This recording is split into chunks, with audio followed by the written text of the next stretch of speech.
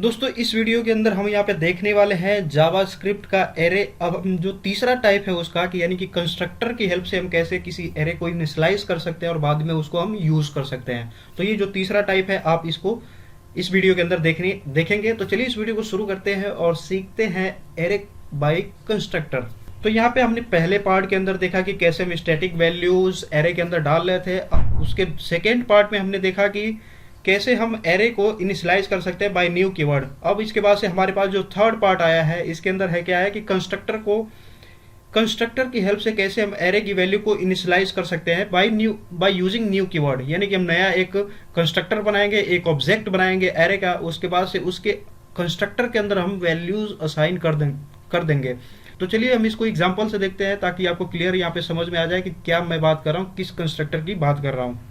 तो यहाँ पे हमारे पास कुछ इस तरीके का है, ये हमने पहले बनाया हुआ था तो ये मैं यहाँ से डिलीट कर देता हूँ जो वैल्यू हमने असाइन की थी। अब यहाँ पे मैं बात कर रहा हूँ कि जो भी हम एरे बना रहे हैं तो एरे के कंस्ट्रक्टर की हेल्प से हम यहाँ पे वैल्यूज को इनिशियलाइज करेंगे, जो भी एरे के अंदर वैल्यू डालने वाले हैं। तो कंस्ट्रक्टर क्या होता है, अगर मान लीजिए आपने कोई भी जो भी क्लास है या फिर कोई भी टाइप है, अगर उसको न्यू कीवर्ड से आप इनिशियलाइज कर दिए और आपने कुछ इस तरीके से उसको इनिशियलाइज कर दिया तो ये जो यहाँ पे वैल्यू बनता है ये होता है कंस्ट्रक्टर।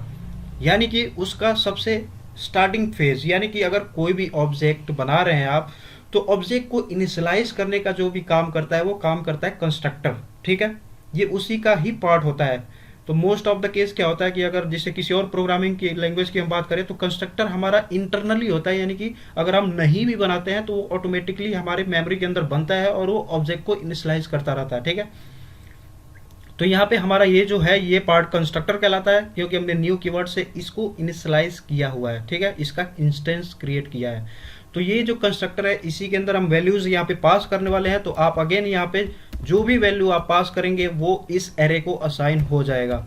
तो यहाँ पे मैं फिर से वही सेम काम कर देता हूँ।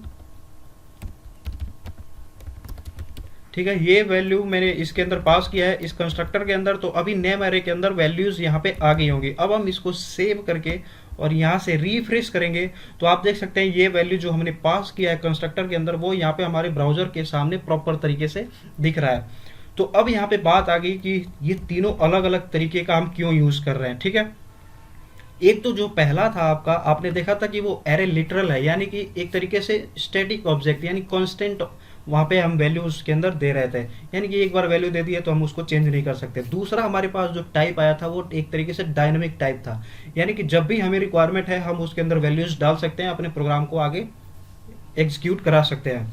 तीसरा ये जो टाइप आया ये आया कंस्ट्रक्टर। तो कंस्ट्रक्टर हमारे पास तब यूज हो सकता है जैसे अगर मान लीजिए कोई आपने ऑब्जेक्ट बनाया है, उसके बाद से एट सर्टेन टाइम उसकी रिक्वायरमेंट है तो आप वहाँ पे कंस्ट्रक्टर को यूज करते हुए उसकी वैल्यूज को इनिशियलाइज कर सकते हैं। तो आई होप आपको ये जो एरे का जो भी ये कॉन्सेप्ट था आपको अच्छे तरीके से समझ में आ गया होगा। अगर आपको इसमें कोई भी डाउट होता है तो नीचे कमेंट सेक्शन के अंदर कमेंट करिए, साथ ही साथ चैनल को सब्सक्राइब करना ना भूलें। मिलते हैं आगे की वीडियो में, तब तक के लिए धन्यवाद।